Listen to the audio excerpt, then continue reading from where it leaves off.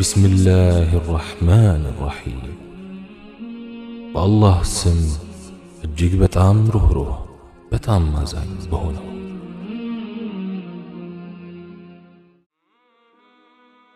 الحمد لله رب العالمين الرحمن الرحيم مالك يوم الدين ምስጋና ለዓለማት ጌታ ለሆነው ለአላህ ይሁን እጅግ በጣም ሩህሩህ በጣም አዛኝ የቂያማ ቀን ባለቤት ከአላህ በስተቀር ሌላ አምላክ እንደሌለና አጋር የሌለው መሆኑን እመሰክራለሁ የቂያማ ቀን መዳንን የምናገኝበት ምስክርነት ያድርግልን የፍጥረታት በላጭ የሆኑት የአሸናፊዎች መሪ የሆኑት ነብያችን መሐመድ አለይሂ ሰላቱ ወሰላም የአላህ ባሪያና መልእክተኛ መሆናቸውን እመሰክራለሁ የአላህ ሰላምና እዝነት በሳቸው በቤተሰቦቻቸው በባልደረቦቻቸውና በተከታዮቹ ላይ ይሁን أما بعد فسلام الله عليكم ورحمته وبركاته وأسأل الحق الذي جمعكم في بيت يا الله سلام أزنتنا بركة بنانت لا يهون بزيه بتكبروا بوتا يسبسبن الله نجا أرس برس بمن التعيبة جنة وستي سبسبن أننيهم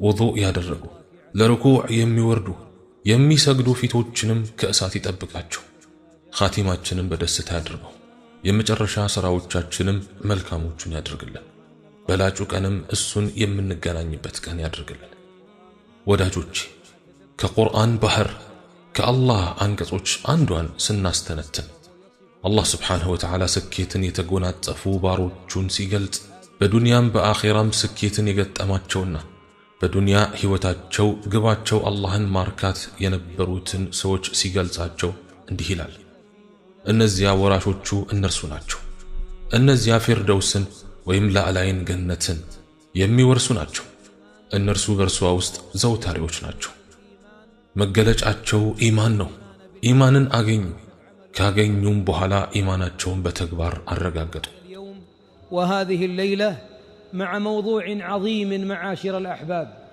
በዚህች ምሽት ስለ ታላቅ ርዕስ እንወያያለን ወዳጆች በአንድ ወይም በሁለት ሰዓት ውስጥ ተዳሶ የሚያልቅ ርዕስ ባይሆንም ነገር ግን በዋና ዋና ነጥቦቹ ዙሪያ እንሽከረከራለን እነዚያ እነርሱ በስግደታቸው ውስጥ አላህን ፈሪዎች أول الوقفات أعظم نداء የመጀመሪያው ፊርማታ በህይወትህ ልትሰማቸው ከምትችላቸው ጥሪዎች ታላቁ ጥሪ በታላቁ ጌታ ፊት እንድትቆም የሚጠራህ ጥሪ ነው ታላቁ ጥሪ ማለት ትልቅ ባለጸጋ ሲጠራህ አይደለም ወርቅ እንኳን ሊያለብስህ ወይም በምድር ያለውን ገንዘብ ሊሰጥህ ቢጠራህ በምድር ላይ እያለህ የምትሰማው ትልቁ የመገናኘት ጥሪ حي على الصلاة حي على الفلاح ተብለህ ለሰላት ስትጠራ ነው ከዚያ በፊት ሙአዚኑ እንዲህ ብሎ ይነግርሃል አላሁ አክበር ወይም አላህ ታላቅ ነው አላህ ታላቅ ነው ከሁሉም የላቀ ነው ወደ ቤቱ ይጠራሃል يدعوك للقائه يدعوك وهو الغني عنك እርሱን እንድታገኘው ይጠራሃል ካንተ ምንም የማይፈልግ ጌታ ሆኖ ሳለ ይጠራሃል ከፊት ለፊቱ እንድትቆምና እንድትታዘዘው ይጋብዛል ታዛዦች ሆናችሁም ለአላህ ቆሙ ይላል አላህ Subhanahu Wa Ta'ala ታላቅ ግብዣ ነው ወዳጆች አላህን ለመገናኘት በተሰበረ ልብ ፍርሃት በተሞላባቸው እርምጃዎች መራመድ እየሰማኸኝ ነው አላህን ስለመገናኘት ነው እያወራን ያለነው ከደቂቃዎች በፊት አላህ Subhanahu Wa Ta'ala ፊት ቆመን ነበር يوم أن قلت الله أكبر انكشف الحجاب بينك وبين الله እጆቻችንን ከፍ አድርገን አላሁ አክበር እንዳለን በእኛና በአላህ Subhanahu Wa Ta'ala መሃል የነበረውን ግርዶ ተነሳ ከዚህ በላይ የሚበልጥ ግንኙነት አለ والله የለም ስለዚህም የእምነት ሰዎች የደስታ ሰዎች ዱንያ በጭንቀቷ ባስቸገረቻቸው መከራን ስታሸክማቸው ወደ ሶላት ይቻኮላሉ የመመሪያ አርማ የሆኑት ነብያችን አለይሂ ሰላቱ ወሰለም የሆነ ጉዳይ ሲገጥማቸው ቢላልን አስጠርተው ለሶላት ጥሪ እንዲያደርግ ያዙት ነበር አሪህና ቢሃ ያ ቢላል ሶላት ባንተና በጌታህ መካከል ያለው ግንኙነት ولذلك إذا تكلمنا عن روح الصلاة وهي الخشوع نتكلم عن عبادة أراد الله لعباده أن تعرج أرواحهم وهم على أديم الأرض የሶላት ነፍስ ስለሆነው ኹሹዕ ስንናገር አላህ ሱብሓነሁ ወተዓላ ባሮቹ በምድር ሳሉ በዚህ የአምልኮ ተግባር ነፍሳቸው ወደ ላይ እንድታርግ የፈለገበት ዒባዳ ነው ኹሹዕ ማለት። ለዚህም ነው አላህ ሱብሓነሁ ወተዓላ ሰላትን ግዴታ ሲያደርግብን እንደ ሌሎቹ እንደ ሐጅ፣ ዘካት፣ ጾም የመሳሰሉት ዒባዳዎች ድንጋጌው ወደ መሬት ወርዶ ሳይሆን ነቢያችን ዓለይሂ ሰላቱ ወሰላም ወደ ሰማይ ከፍ ተደርገው ነቢያትም መላእክትም የማይደርሱበት ቦታ ደርሰው ነው ከአላህ ሱብሓነሁ ወተዓላ የሰላትን ድንጋጌ ተቀበሉት። መጀመሪያ 50 ነበሩ። ነገር ግን አላህ ሱብሓነሁ ወተዓላ ወደ 5 ዝቅ በማድረግ አቀለላቸው። ቢሆንም ግን ምንዳቸው የ50 ነው። ለምን ድንጋጌው በሰማይ ሆነ? ምክንያቱም ሱጁድ ስትወርድ ነፍስህ በኹሹዕ ወደ ላይ እንድታርግ ተፈልጎ ነው። በፈጣሪህ ፊት የመቆምንና የማወደሱን ጥፍጥና እንድትቀምስ ተፈልጎ ነው። أعظم موقف في الحياة يوم أن يقف العبد بين يدي ربه በሕይወት ውስጥ ትልቁ ጸጋ አንድ ባሪያ በጌታው ፊት ሲቆም ነው። ስለዚህ በኹሹዕ ያማረች ሰላት የሕይወትን ሚዛን ታደላድላለች። ቀልብህ ጨንቆታል፣ ሪዝቅህ ጠበበ፣ በሽታህ በዛ፣ ጭንቀትህ በዛ፣ ቀልብህ ሊፈነዳ ደረሰ፣ ሌሊቶችህ እንቅልፍ ጠፋቸው። ከሰላት ጋር ያለህን ግንኙነት ደካማ ስለሆነ ነው እንጂ እነኛን መከራዎች መቋቋም ባልተሳነህ ነበር። አላህ ምን እንዳለ አልሰማህምን? أليس الله يقول واستعينوا بالصبر والصلاة በመታገስና በሰላትም ተረዱ። እርሷም ሰላት በፈሪዎች ላይ እንጂ በሌላው ላይ በርግጥ ከባድ ናት። እነኛ ፈሪዎች ወደሱ በጸጸት ተመላሾች በተሰበረ ቀልብ የሚጠጉት እነኛ ግንባራቸው ሱጁድ ከመውረዱ በፊት ቀልባቸው ለሱጁድ የሚወርድ። ወዳጆቼ ሰላት ማለት እኮ ነፍስ አልባ የሆነ ስፖርታዊ እንቅስቃሴ አይደለም። ሶላት ከፍ ዝቅ ማለት አይደለም። በመሆኑም አንዳንድ ቂሎች የሰላትን ኹሹዕ ግምት ሳይሰጡ ምን ሲሉ ትሰማለህ? ሩኩዕ ማድረግ እኮ ለደም ዝውውር ጠቃሚ ነው፣ ሱጁድ ደግሞ ለአንጎል የሚደርስን ደም ለስሮች በመበተን ይጠቅማል ወዘተ። እንዲህ በእንቅስቃሴ ተኮር የሆኑ ወሬዎች በማዳመጥና ያንን ታሳቢ በማድረግ የሚፈጸም ሰላት ሊኖር የሚገባውን ኹሹዕ ያጠፋል።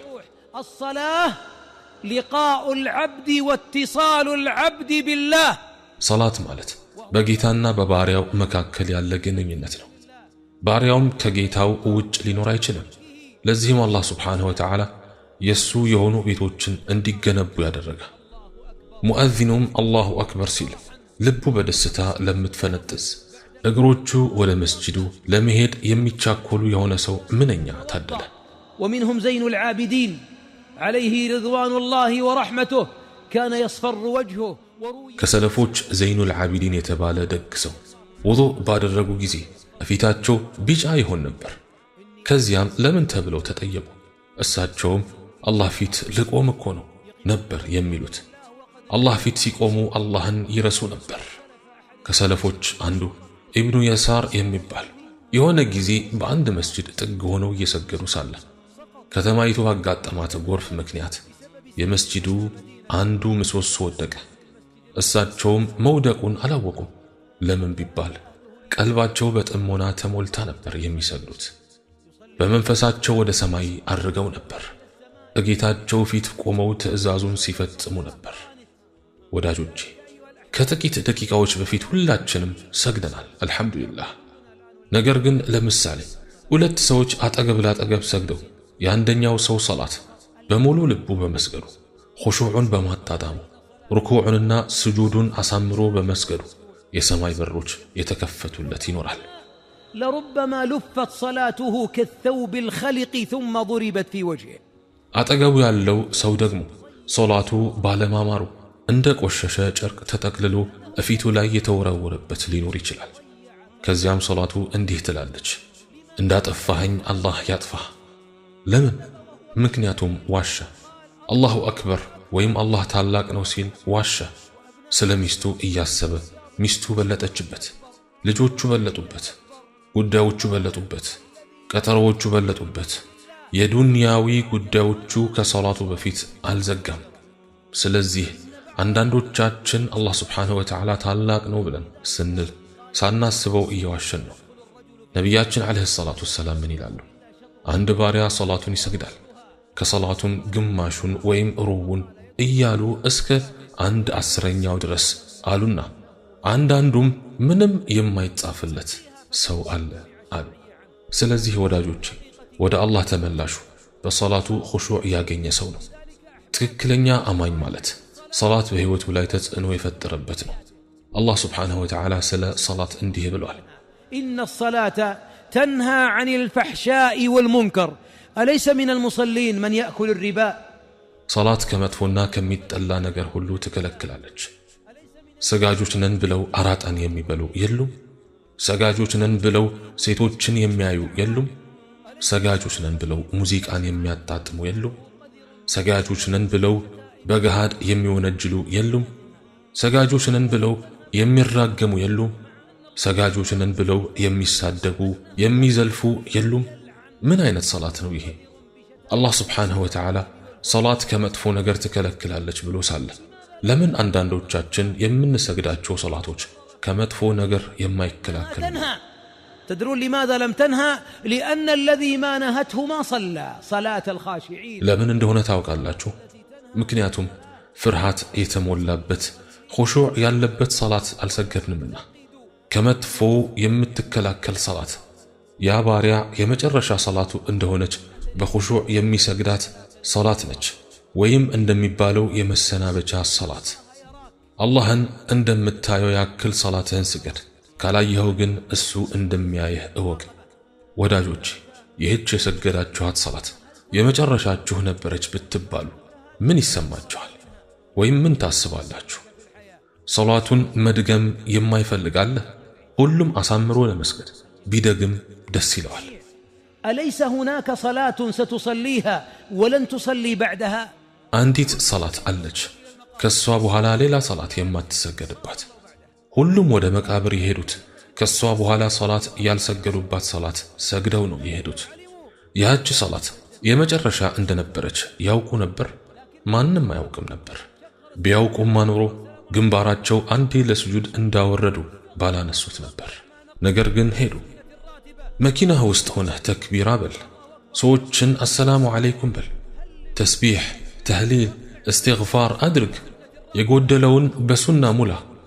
وكل واحد في المسجد مشغول ويحمل أشغاله اللي خارج المسجد أمام الله ما كبر الله. كلهم بيزينو مسجد وسط جمر بيزينو اللهن مالاك سيقبو وداوتشون ألاك الله فيت قومو حسابون ألاك السن لما ملك فتروه سالة بفتران وجو راسهن بيزي تدرقاله للسنو يتفترك ታዲያ ለምን በአግባቡና በተውሂድ አትገዛውም? ስለዚህ በፍርሃት ወይም በኹሹዕ የተጌጠ ሶላት ከተውሂድ ጋር ትስስር አለው። አላህን ይበልጥ የሚያውቀው በኹሹዕና በፍርሃት በላጫችን ነው። ነገር ግን አላህን ሱብሓነሁ ወተዓላ የማያውቅ ሰው አላህ ፊት ሲቆም ሞባይሉን፣ ሰዓቱን ሲመለከት፣ ልብሱን ሲያስተካክል ታየዋለህ። ግድግዳውን፣ ጌጣጌጡን ሲያይ ታየዋለህ። ቀጠሮዎቹን ሲያስብ፣ አፍንጫውን ሲጎረጉር የጠፋውን ነገር በሶላት ወቅት እንጂ አያስታውስም። ይህ ሁሉ የሆነው አላህን ባለማወቁ ነው። الله جل وعلا وصف المنافقين أنهم لا يأتون الصلاة إلا وهم كسالى يراءون الناس ولا يذكرون الله إلا قليلا. الله سبحانه وتعالى سلا منافقان من ይላል صلاتንም እነሱ ታካቾች ሆነው በስተቀር የማይሰግዱ እነሱም ጠዮች ሆነው በስተቀር የማይሰግዱ መሆናቸው እንጂ ሌላ አልከለከላቸውም። ይህ የማን ባህሪ ነው? የሙናፊቆች። አንዳንዱ የመናፍቃንን ባህሪ ተላብሶ መስጊድ እየተሰላቸ ይመጣል። ቆሞ ሲሰግድ ነፃነትን እንደተመኘ እስረኛ ሶላቱን ቶሎ ጨርሶ መሄድን ይፈልጋል። السؤال نحن إذا انتهينا من الصلاة نخرج إلى أين؟ هل سنخرج للقاء أحد أغلى وأحب إلينا من الله نحن في بيته؟ አንድ ጥያቄ አለኝ። ሶላቱን ጨርሰን በችኮላ ወጥተን የምናገኘው ሰው ወይም ነገር ከአላህ በልጦን ከአላህ ቤት ተቻኩለን ለመውጣት ለምን ፈለገን? ገንዘብ የሚባል የጅን ተወካይ አለ። የአንድን ባሪያ ሶላት ለማበላሸት የተመደበ ነው። ሶላት እንዳትሰግድ ማድረግ ቢያቅተው ነገር ግን ሶላት ላይ ሆነ ቀልብህን ተቆጣጥሮ ሶላትህን ያበላሽብሃል። ነብዩ አለይሂ ሰላቱ ወሰላም እንዳሉት አንድ ሰው በእንቅልፉ ላይ ሳለ ሸይጣን ይመጣና 3 ቋጠሮችን ይቋጥርበታል። ለፈጅር ሰላት እንዳትነሳ ገና ነው ሌሊቱ ረጅም ነው እያለ ያሳንፋል። እንድትሰግድ አይፈልግም። ለዚህም ነው በዘመናችን ከባዱ ሶላት የሱብሒ ሰላት የሆነው። አንድ ሰው የሱብሒ ሰላት ሳይሰግድ ፀሐይ ወጣችበት ብለው ነቢዩን ዓለይሂ ሰላቱ ወሰላም ሲነግሯቸው ይህ ሸይጣን በጆሮ ላይ የሸናበት ሰው ነው አሉ። አንዳንድ ዓሊሞች ሱብሒ ላይ ውዱእ ሲደረግ አፍንጫችንን 3 ጊዜ ማጠቡን ዋጅብ ያደረጉ አሉ። ለምን ቢባል ምክንያቱም ሸይጣን በባሪያው አፍንጫ ላይ ይተኛል። መነሳት እስኪ ከብድህ ድረስ ይተኛብሃል። ለመነሳት ስትፈልግ ጭንቅላትህ ሲከብድህ አይሰማህም? አንዳንዶቻችን በጣም እናመሽና ለሱብሒ የተወሰነ ጊዜ ሲቀረው የእንቅልፍ ጥፍጥና ይታየናል። እሺ ለምን ሸይጣን 6 ሰዓት አካባቢ ወደ አንተ መጥቶ እንቅልፍ ያልሰጠህ? ለምን ፈጅር ሊደርስ ውስን ደቂቃዎች ሲቀሩ ይመጣብሃል? ምክንያቱም ሱብሒ እንዲያመልጥህ በዓይኖችህ መሃል ተቀምጦ የሸይጣናዊ እንቅልፍ ማሩን ያፈስብሃል። ለዚህም ነው በውዱእ ጊዜ አፍንጫን 3 ጊዜ በውሃ መታጠቡ የሸይጣንን ተጽዕኖ ለማጥፋት ነው የሚባለው። ነቢያችን ዓለይሂ ሰላቱ ወሰላም እንዳሉት ያ ባሪያ ከእንቅልፉ እንደተነሳ አላህን ካወሳ አንዱ ቋጠሮ ይፈታል። ውዱእ ሲያደርግም 2ኛው ቋጠሮ ይፈታል። በሰገደ ጊዜም 3ኛው ይፈታል። ይህ ካልሆነ ግን ክብድና ስልችት ብሎት ነው ውሎውን የሚያሳልፈው። የመንፈስ ጭንቀት፣ ትካዜ፣ ድካም፣ የሥነ ምግባር ለውጥ በሰዎች መካከል ከሚያመጡ ምክንያቶች አንዱ ቀንህን በአላህ ጥበቃ አለመጀመርህም። የፈጅር ሰላት በጀማዓ አልሰገድክም። ምክንያቱም ሸይጣን ወደ አላህ ቤት እንዳትመጣ ከለከለ። ወደ መስጂድ ከመጣህም ያ የጅኖች ተወካይ ይመጣና صلاتهن بخشوع اندات سجد يا درقال عليك. ولذلك أحبابي نحن في صراع، نحن في جهاد. سلازيه وداجوج إنيا بتقلينا جهاد وسطنا.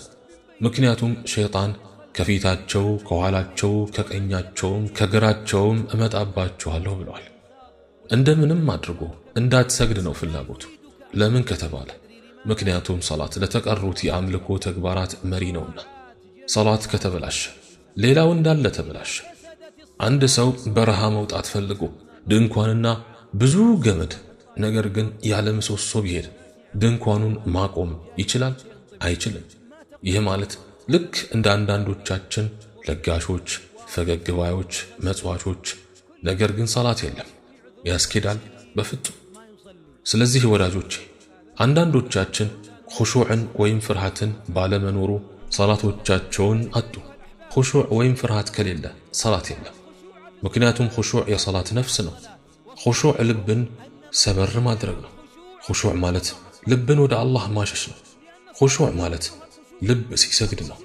ኹሹዕ ማለት አላህን በማወቅ ለርሱ መገዛት ነው። ኹሹዕ ማለት ልብ አላህን ሲፈራ ማለት ነው። فصل صلاة المودعين يا سامع الصوت ስለዚህ የተሰናባችን ሰላት ስገድ። አንተ ድምጾችን የምትሰማ ሁሉን ነገር አዋቂ የሆንከው አምላክ ሆይ ሰላት የዓይናችን ማረፊያ አድርግልን፣ ኻቲማችንን በደስታ አድርግልን፣ የመጨረሻው ሥራዎቻችንም መልካሙን አድርግልን፣ በላጩ ቀንም አንተን የምንገናኝበት አድርግልን። አላህ ሆይ ተቆጥተህብን ሳይሆን ተደስተህብን ግደልን።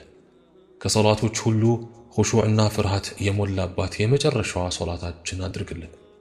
አላህ ሆይ ተነሱ ኃጢአቶቻችሁ ተምሮላችኋል ተብለው ከሰማይ ከሚጠሩት አድርገን ያ አላህ።